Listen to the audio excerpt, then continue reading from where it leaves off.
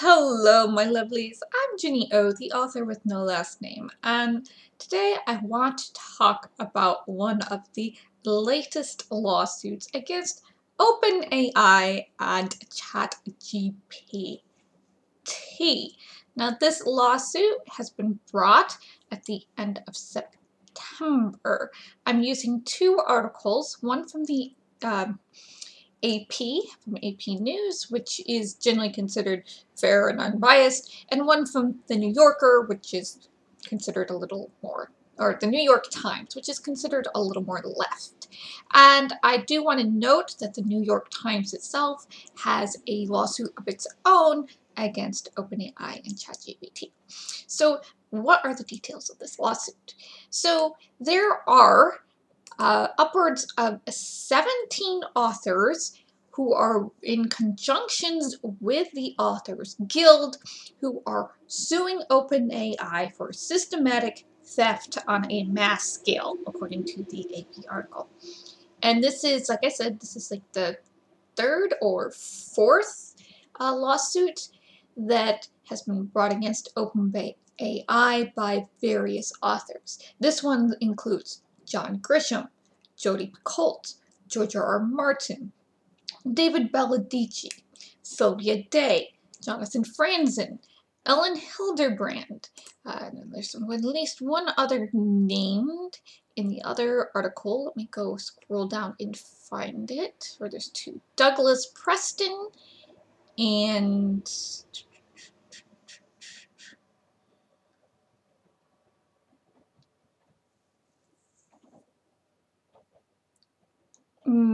okay, and Mary Bly, who publishes under Alicia James because she also joined in the suit. So, if you know anything about thrillers, crime novels,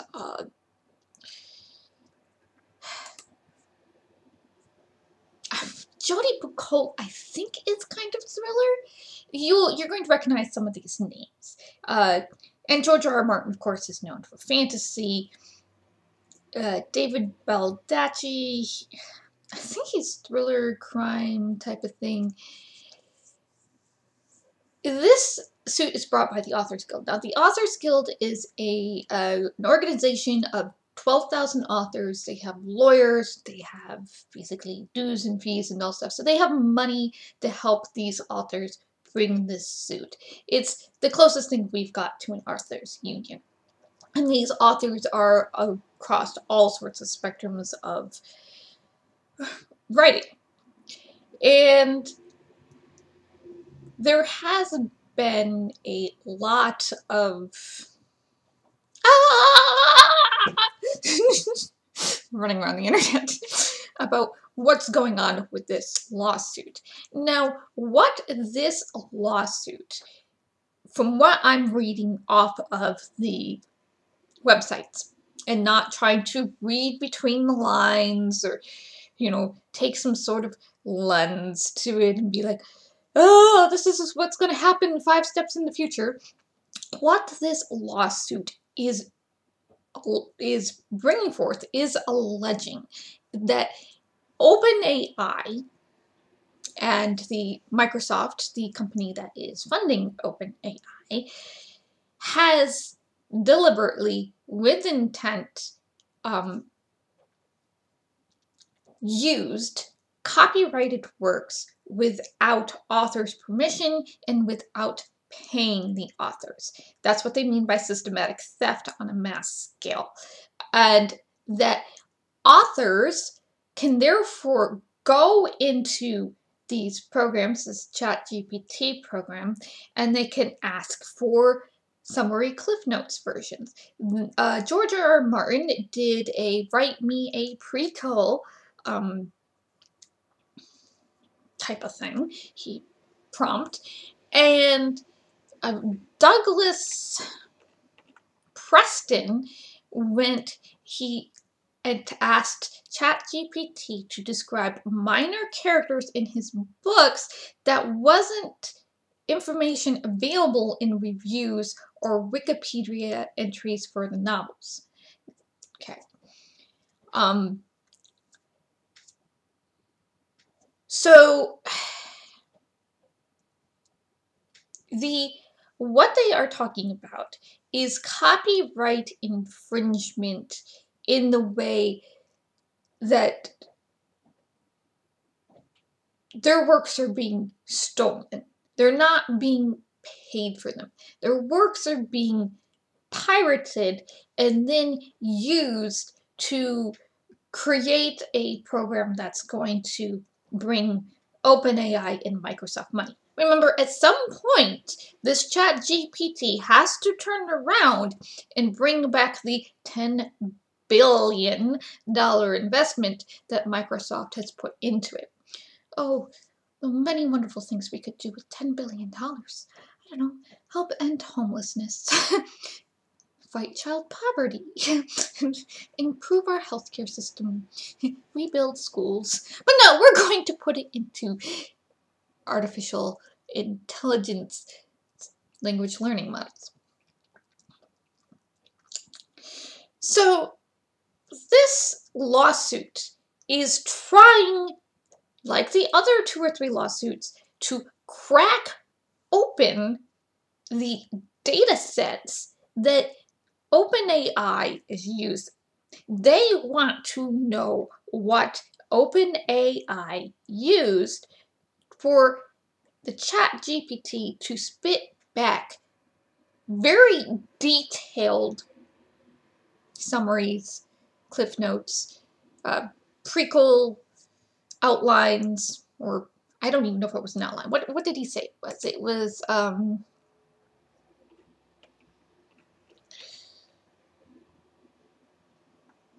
it was he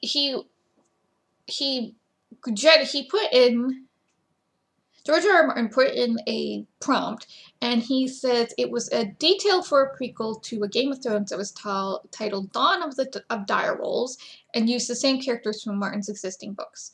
Okay, and it was, the important here is detailed outline. So the OpenAI and Microsoft have been very, very cagey about what they've been using. And at the same time, they said, yes, we have used this copyrighted material. And so authors and journalists and medical doctors, you know, published papers and all this stuff, that's not public domain. You know, like Wikipedia is kind of public domain. AO3 is not public domain. I know some of you think it is, but it's not.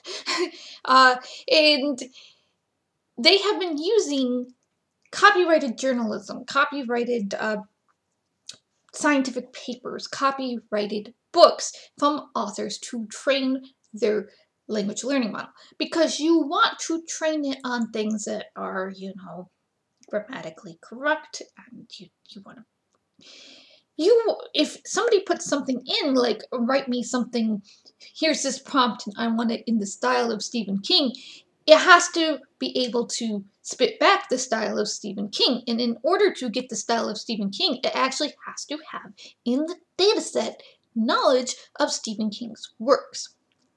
Now, there's a lot of people out there going, what if they got it off of pirated book sites? What if they, you know, what if they just used reviews and Wikipedia articles? What the authors are alleging is there is information that when they went looking in reviews and Wikipedia articles, they couldn't find, but ChatGPT could tell them. So it is to their thoughts that ChatGPT has read their books, has been fed their books to be trained on as a data set. Okay, that is the massive theft and you know, copyright infringement that they're talking about. If OpenAI had taken any of the $10 billion that they've been given by Microsoft and paid these authors $150,000 each per book, probably $150,000 per book, because that's what the damages are going to be, probably per book, not per author, had paid a licensing fee to the authors to train the ChatGPT on, the authors would have been, you've got my money, I'm going to run. But they didn't. That's the thing. I have seen arguments like, if you're mad about this, then you need to be mad about them taking down the internet library, or the internet, the internet book archive, or these open book libraries. And in a way, it is the same thing. In a way, it's not the same thing. Okay, so when you have a library, you have so many copies of a book in the system. My local library has 30 libraries in the system. So I can get any book out of, that they have in their system has, copies. Sometimes I look up a book and there's only one copy in the system because only one person has asked for it. And sometimes there's 5 or 6 copies across 2 or 3 different libraries. And I get to order the book and read the book, and yeah, it's so much fun. But there are 6 copies in the system. That means only 6 people can read it at a time. 6 books in the system, 6 books go out, 6 books come back, then 6 other people can read them. It's the same for ebooks. You buy so many ebook licenses, okay? That license is only good for X amount of years, or so many takeouts and returns, whichever comes first. And then they have to renew the license. So they might have 2 or 3 copies of that ebook, and that ebook license to be taken out 200 times. But that ebook goes out 3 times, 3 ebooks in the system, 3 ebooks go out. When those 3 ebooks return, they can be sent out again. You got 1 book in the system, 1 book goes out, 1 book comes back in. So what was happening, I believe, within the Internet Archive was during the pandemic, instead of doing 1 book out, 1 book in, then 1 book goes back out, they decided, because it was the pandemic and they thought copyright still didn't work or something, that they were going to let multiple copies of the single book go out at a time. And authors, of course, got rid of this and said, haha, no, that's not how it works, hon. And they got slapped. And I believe it got taken down. Authors are very serious about this. And the infringing can, like I said, be up to $150,000 per infringement per book. And copyright law is really messy and really gray. And there are 4 standards. 4 standards when a judge is looking at 2 sets of comparative books that, like in the Omegaverse lawsuit, that they have to consider before they're saying this is copyright infringement. And they also have to take in precedent cases, nothing that were settled out of court, but cases that were actually, carried through when judgments were made. And, and take that into account. So copyright can be very, very messy. That's why instead of going after copyright infringement most of the time, authors will go after trademark infringement, because proving trademark infringement is a lot easier and a lot less messy and a lot less gray area than copyright infringement. If you're curious about the 4 different standards for copyright infringement, Legal Eagle did a video at the end of September about reaction content. So copyright infringement and reaction content. And he goes over the 4 pillars of what is copyright infringement. Now, the heaviestly weighted pillar, of course, is the money issue. And so whenever there's the copyright going, you've got the 4 different things, like, is it educational, is it plagiarism, is it satire, not plagiarism, is it educational, is it satire, how much did they use, and, is it, how much has been transformed, and is this hurting the author monetarily? And so there is a very good discussion to be had about the extent of how big copyright has become, mostly because of Disney and other big corporations. But there's also a big conversation to be had about the ethics and morality of what OpenAI, Microsoft, and other companies like them, how they are sourcing the materials to train their AIs. Look, and it usually will come down to money. And I understand that George R. R. Martin doesn't like fanfiction. The guy has no legs to stand on, considering, you know, his world building for Elden Rings is very Lord of the Rings fanfiction and Norse fanfiction, maybe. Norse myth fanfiction, I guess. His Song of Ice and Fire books are very heavily veiled War of the Roses historical fiction. The concept of fan fiction, the idea of transformative works, is older than dirt. This idea of new, original work is very, very new in comparison to the timeline of human existence. So, you know, I can understand being scared that, you know, George R. R. Martin, this god with all this clout, is signing on, like, with Jodi Picoult and David Baldacci and, you know, other authors that I have no idea what their stance of fanfiction is, to talk to OpenAI, and OpenAI's kind of, their whole defense so far has been fair use, fair use, fair use, and why you would think that this, because fanfiction falls under fair use, as long as you don't monetize it, it's the very important part. Do not monetize it. Because fanfiction falls under fair use, and OpenAI can create these type of things that use, you know, something Harry Potter-esque, or Song of Ice and Fire-esque, or something from Alex Cross-esque, you know, from Patterson's work, whatever. Because it can create fan fiction-like content, which some people have tried to use it for. Please don't. Please don't do that. It can fall under fair use because the language learning model has a brain, you know, it has a brain, it doesn't, just so you know, it doesn't like humans. Like, that's the argument they're using, is that, you know, the OpenAI has a brain so like a human brain, and we don't understand it, and, you know, that humans, you know, we make stuff in the same way. You know, humans add, we transform, we take stuff away, we put our own point of view into it. And I'm going to say this again. Adam Savage did a video, and he was asked about what he thought about AI, and he's like, AI doesn't have a point of view.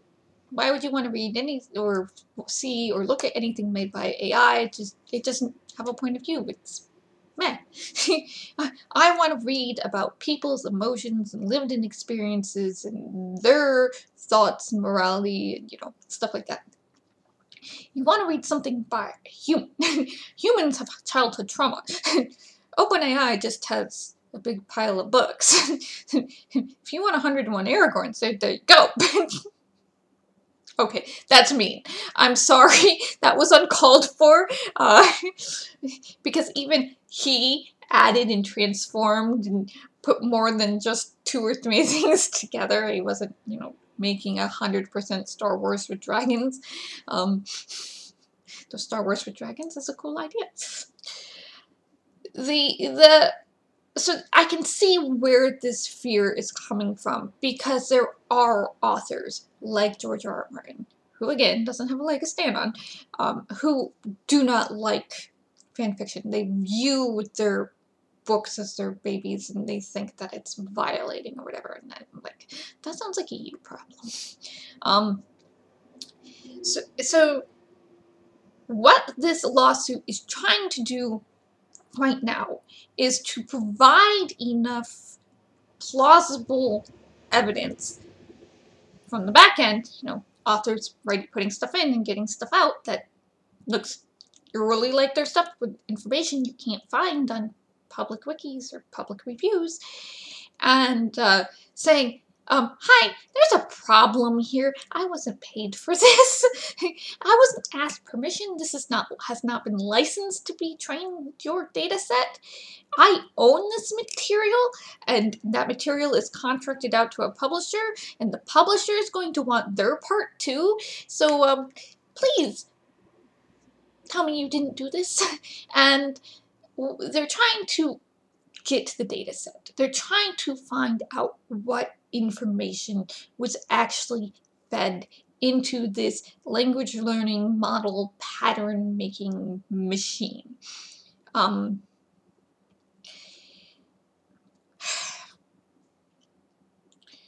Not, and if OpenAI and Microsoft did do this, did feed copyrighted material into machine, that copyright material either needs to be trademarked, or not trademarked, sorry, licensed, which means they only get it for so long, or it has to be stripped out of the data set. And which is going to affect the whole concept of whatever they're trying to do. Remember, this is not a massive search engine. We're not doing a real-time search engine. It only goes up to the information it has at that point. It's information to a certain date, and not information beyond that certain date. And if the information in that is wrong, then it has to be corrected. So that's what they're trying to do. They are trying to find out if OpenAI blatantly stole their works. And you can say, well, maybe other people put unauthorized copies out there on the internet. Maybe they copied AO3. If they copied AO3, that is still a problem, because the execution of the works on AO3 are copyrighted. The fact that they're playing in IP worlds doesn't matter. The execution of their stories is still copyrighted. The way they do their phrasing and the way, the ideas, that's still copyrighted. Because a lot of fanfiction authors add stuff and they create things and they world build and they character build, and, fanfiction is this very, very messy, kind of, let's throw stuff into a blender and see what happens. I want this character to have a happy ending, or I want to put more angst on this character, or I want to take this character and put them into a completely different universe. I want these characters from 2 different stories to be friends. That's what fanfiction is. And in a way, it's very similar to original fiction. It's just using other people's worlds and characters and ideas, because that's what you love, that gives you comfort. And, making it original might not be what you want to do. That's not always what you want to do. And making fan fiction has been this tradition for thousands and thousands of years. So let's not strip that away, because A, it's a really good way to practice, and B, it brings people such joy, and if they're not making money on it now because of copyright issues, then there's no harm in it. It's no harm in people making things that bring them joy and bring other people joy, okay? And being creative and learning and making communities and, sharing their love of stuff. But if you're out there and you are alive and you need to make money off your stuff, it is very concerning that, even if they used a pirated copy of your book, that's on OpenAI. They should be like, oh, we got a copy of books.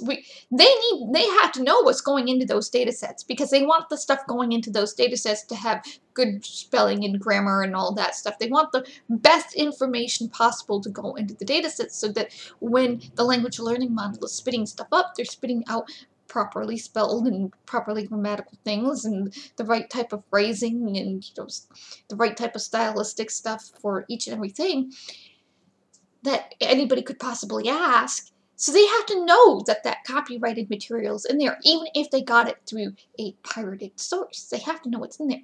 And if it's in there, it's on them, because they knowingly and wittingly put it in there, even if it was pirated.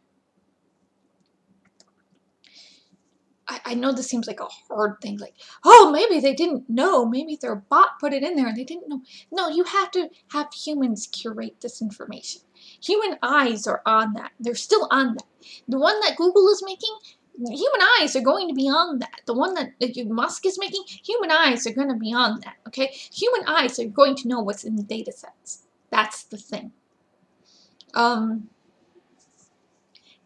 that's what they're trying to find out. And it doesn't matter. It doesn't matter how it got there, okay? So far, breathe. If you're worried about fan fiction, remember that the primary tenet is whether or not it makes money. There's still three other ones, but the primary one's whether or not it makes money. Go check out that Legal Eagle video. He did a really good job explaining it. And copyright law is really messy. But this is more about how the information for these data sets were sourced, and if that information needs to be stripped out, if it's under copyright, or the authors paid a big fat licensing fee for multiple years, multiple times.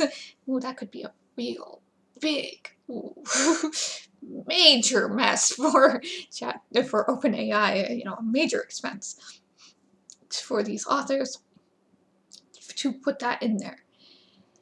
Whether or not there is a space for OpenAI in the learning space or things like that, I don't know. I'm not willing to go there. Like, if you are using ChatGPT to pass your college courses, I hope you're not using it to write papers, but more like trying to get it to explain concepts to you. Always check their sources. Always check the citations. I mean, I guess that's good for you, but I'd be really worried about your college curriculum and your teachers. Just saying. If you can't figure out stuff from your books, and you can't figure out stuff from a tutor, and you can't figure out stuff from your teacher, and you have to turn to ChatGPT to explain it to you in a way that you understand, there's something wrong with your curriculum. Just saying.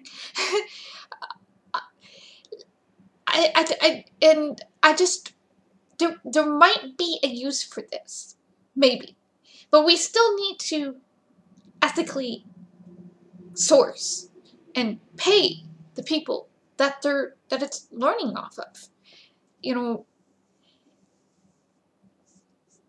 because we know the end result is right now is that these tech pros, these corporation CEOs, want to use it to replace authors, to replace script writers, to replace illustrators, to replace animators, to replace VFX artists, they want to replace creatives. This is not something that's, going to, I don't even want to say replace teachers, because AI has been proven not to be great for things like suicide prevention, so I'm not sure how great it would be as a teacher either. It's maybe it's good for coding, maybe it's good for helping teachers make tests. I don't know, but we're spending a lot of money on something that we're doing because we can instead of because we should. Are we thinking about whether or not we should be doing this? Is this really what is this bringing us towards? How many silly sci-fi dystopian novels do we need about this to go, maybe we need to stop and think about it before we do it anyway?